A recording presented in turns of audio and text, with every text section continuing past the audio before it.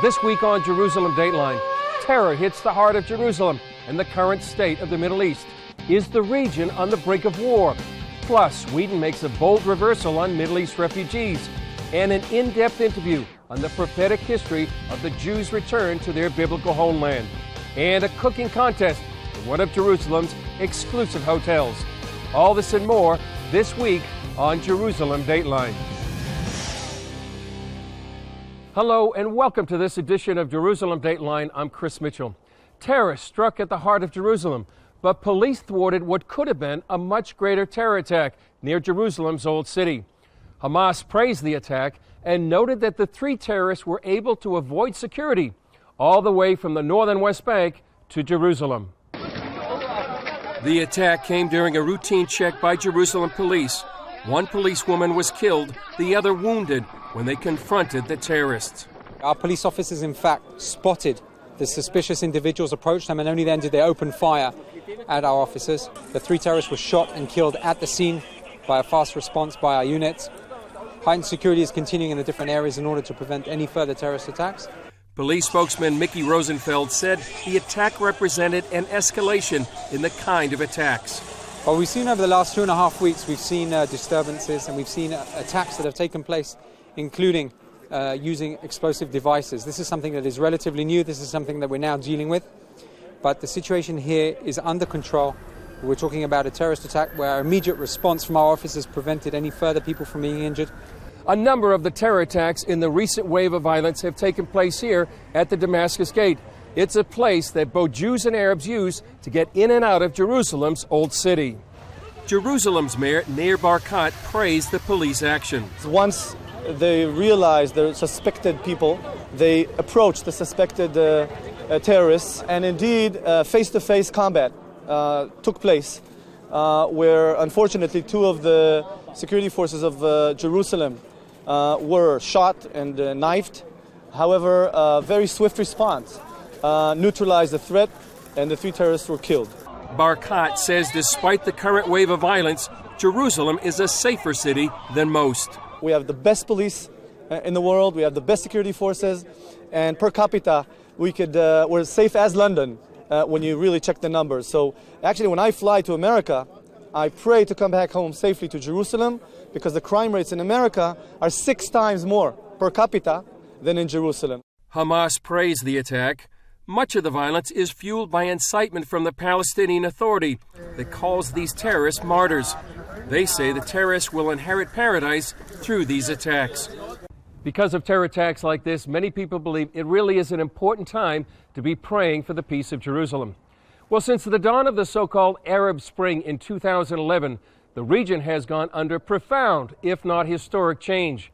Given this churning, many believe we may eventually face a regional conflict with global consequences. In the wake of the Arab Spring, political upheaval led to frightening developments across the Middle East. ISIS terrorists conquered huge areas of Syria and Iraq. Iran struck a landmark nuclear deal with the rest of the world. Russia's military moved into the region, and the two main Islamic rivals, Sunni Saudi Arabia and Shiite Iran, appear on the brink of war. The state of the Middle East is a catastrophe right now. The Middle East is on fire. Best-selling author Joel Rosenberg sees a gloomy picture for the year ahead. 2016 is going to be a very dangerous year because you're watching the complete catastrophic failure of American foreign policy under President Obama. You're watching the Russians and the Iranians try to move into the vacuum of the American retreat.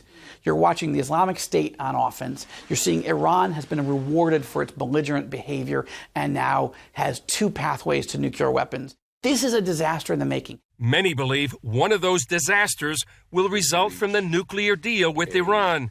Senator Tom Cotton of Arkansas calls it one of the worst diplomatic agreements in U.S. history.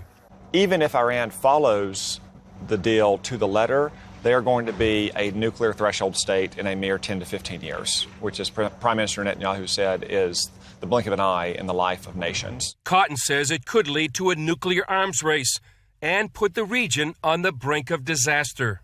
We are at risk of entering a second nuclear age, and the loss of life will be counted not in the tens, not in the thousands, not even the hundreds of thousands, but in the millions. And that loss of life could include U.S. lives because Iran is also developing a ballistic missile program, and they also have terrorist groups that are shown they are willing to kill Americans. Another storm on the horizon is the brewing battle between Shiite Iran and Sunni Saudi Arabia. The feud hit new heights when the Saudis executed a top Shiite cleric. Executing this guy is meaning like a declaration of war against Iran. Middle East expert Michael Barak doesn't foresee war between the two countries. Instead, he expects rival factions around the region to do the fighting. Actually, we are already witness to the clash between Shia and Sunnis in Yemen, in Iraq, and Syria. It will get worse, and of course. The final piece involves Russia as a major Middle East player. When the country entered the Syrian civil war, it formed an alliance with Iran. That unprecedented coalition poses a greater danger to the Jewish state. The alliance between Moscow and Tehran is a match made in hell. And what you've got now is the two countries are now operating in Syria, supposedly against the Islamic State, but it puts them dangerously close to Israel. And the United States, under President Obama, has just thrown up our hands and said, well, you know, whatever, why don't you guys take care of the problem? We are ceding the Middle East over to Moscow and Tehran. This has dangerous implications for the United States and the world and for Israel like we have not seen in generations. Another consequence of the major shifts in the region has been the massive immigration of Middle Easterners to the West. And Sweden is discovering that wide open immigration is not all that it's cracked up to be. The migrant situation in Sweden continues to melt down amidst sexual attacks, murder, and official cover-ups. Dale Hurd reports from Stockholm. With amazing speed, the Swedish establishment's dream of creating a multicultural society has been unraveling almost daily. Sweden has been forced to tighten its borders and plans to deport 80,000 asylum seekers, although the Interior Minister doesn't like the word deport. We're not planning to deport anyone, but we're planning to that those people who doesn't get their asylum approved should return to the country of origin. Many Swedes have turned against the nation's refugee program after 5,000 crimes and incidents reported at asylum centers since October, including the murder last week of a 22-year-old relief worker and the cover-up by Swedish police and the media of sexual assaults by migrant males against Swedish girls at a summer music festival last year. A lot of Swedes are angry. They realize they've been lied to. And some are wondering, what else are the government and media hiding from us? Swedish economist Tino Sannindaji. Immigrants are committing majority of violent crime now. We have reached that point. This is not reported. A lot of people, in fact, the media will go and say this is a myth. And if you believe this, you're a racist. Some Swedes feel the government has placed the welfare of foreign refugees above the safety of citizens, especially Swedish women. I feel threatened because if I walk outside at night, it can happen to me too.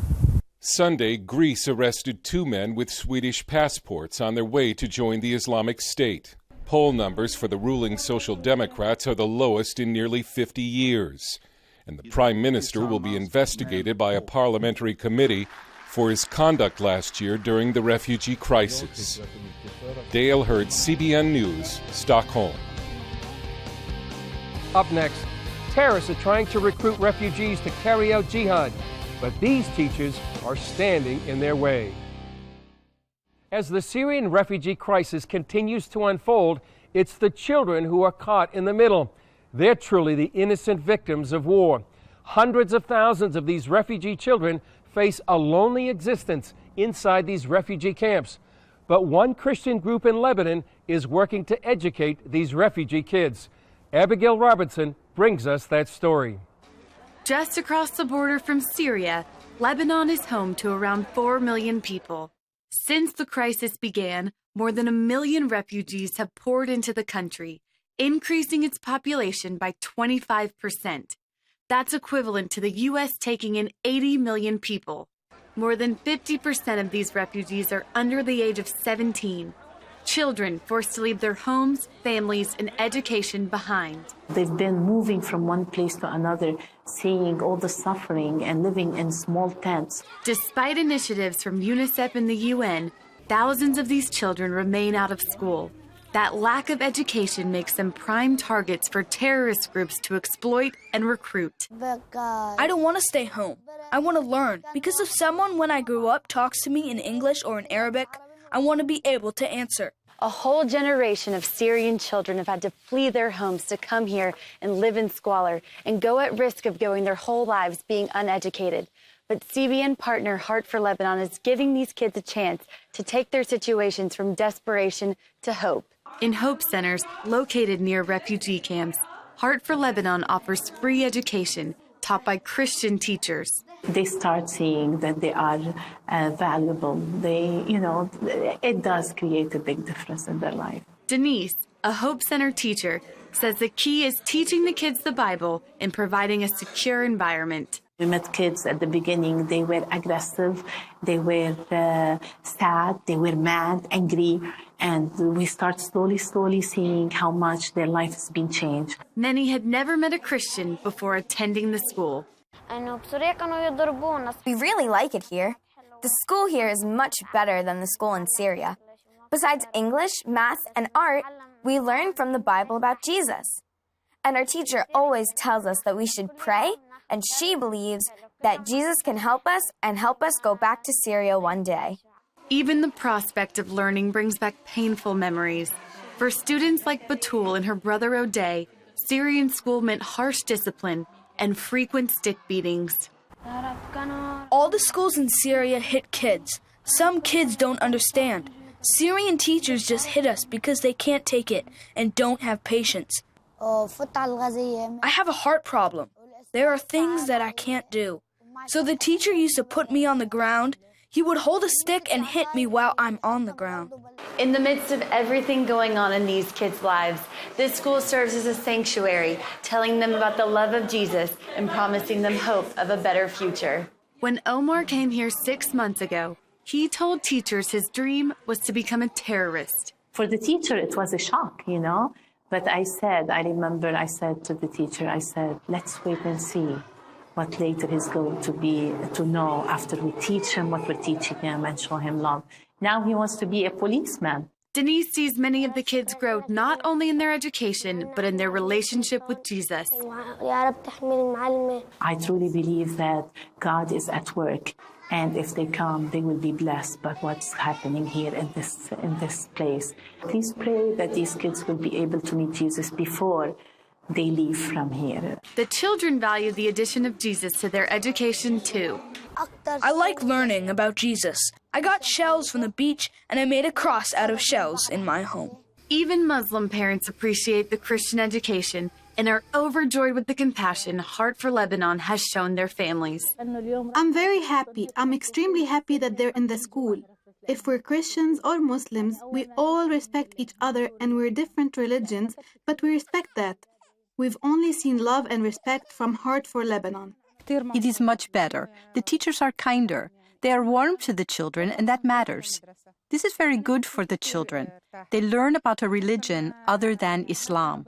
Denise recognizes that by reaching the children, they can also minister to their entire families.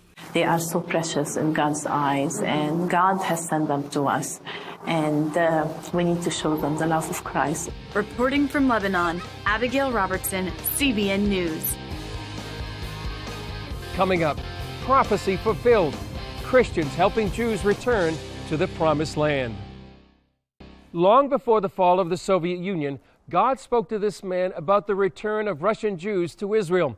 CBN correspondent Julie Stahl spoke with Steve Lytle recently about the vision he had decades ago to help the Jewish people return to the Promised Land and how that's being fulfilled. Steve Lytle, welcome to Jerusalem Dateline. Thank you. It's good to be here.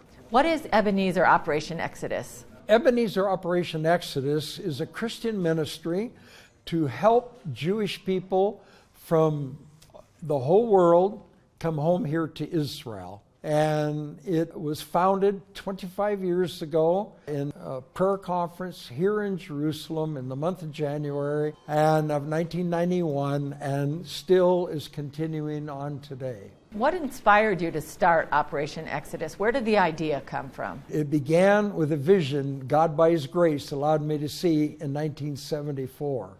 I was wide awake, and the whole wall became like a giant screen, and I saw the downfall and the destruction of the Soviet Union.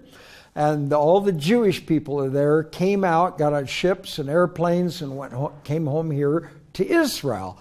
And he said, I want you to go to the Jewish communities in the Soviet Union, prepare them. I'm going to give them an exodus, as like I did in Egypt at the time of Moses and Pharaoh, and you go and prepare the Jewish people. And then I began to find Isaiah 43, Jeremiah 16, Jeremiah 23, Jeremiah 31, and on and on and on into Ezekiel. And out of a country of the north, God would bring His ancient people back home to Israel. And I said, okay, Lord. And then in 1982, here in Jerusalem, I was walking down King George Street, living here with my family, and somebody starts calling, saying, Steve! And it was a man by the name of Gustav Schiller. And so we began what was called Operation Exodus. Fast forward, you're celebrating 25 years, basically, of this Operation Exodus and Ebenezer Operation Exodus. What's it like here now? Now, we're 25 years later. We have people from 40 nations here that are involved with this ministry around the world. Where it's going to go from here, it's going to continue to grow and grow, because we still have millions of Jewish people to help to come home from different parts of the world. There's been a 34% increase this year from last year of Jews from the United States of America that we've been able to help to come to Israel.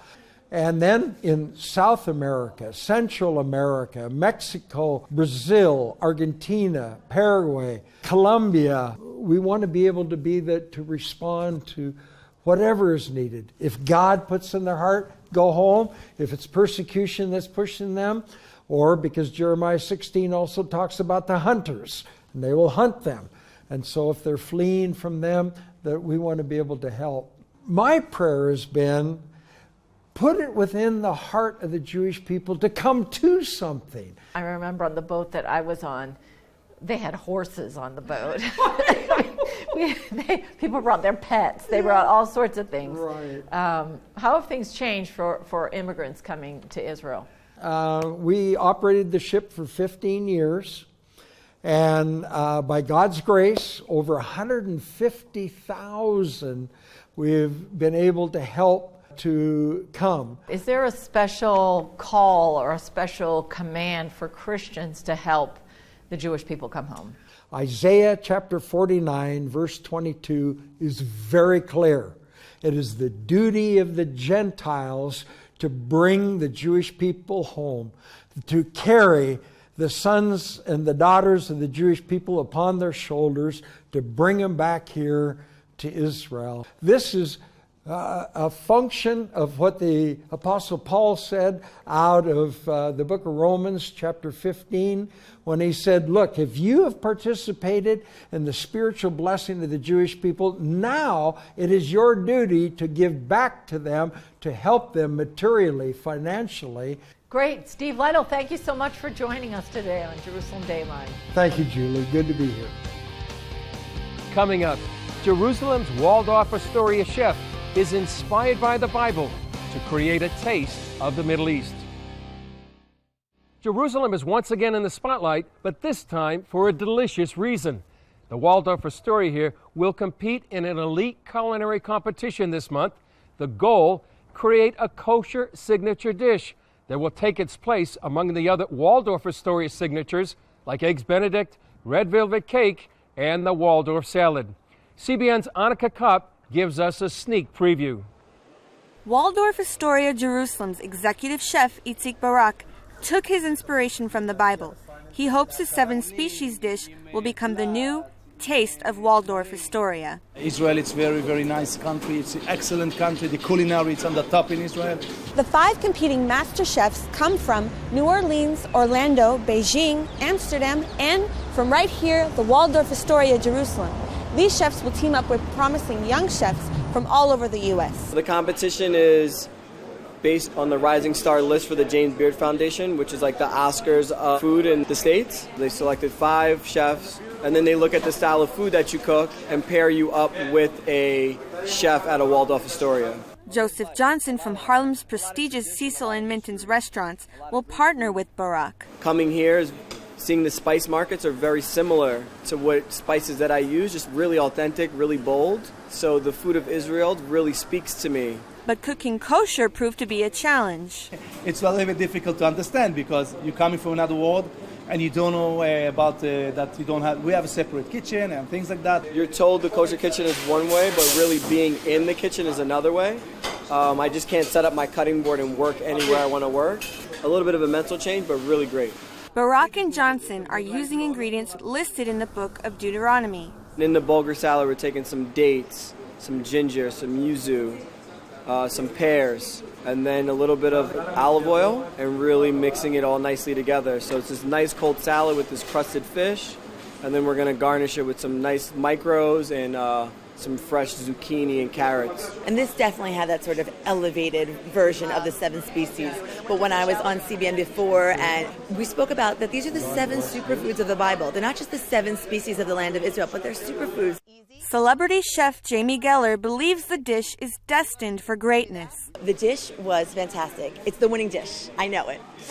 I'm predicting it. It just was incredible because I thought that the plating and the beauty and the execution was totally befitting of a Waldorf. Despite the tough competition, the chefs are confident. At the end, we were able to develop a really awesome dish that I would serve in my restaurant, that chef would serve here at the Waldorf Astoria. I told JJ, everybody should bring his ideas to the dish, his influence, and I think that, guys, we're going to win. We're going to win.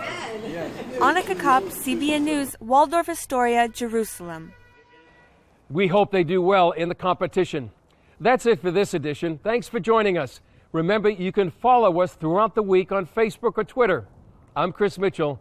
We'll see you next time on Jerusalem Dateline.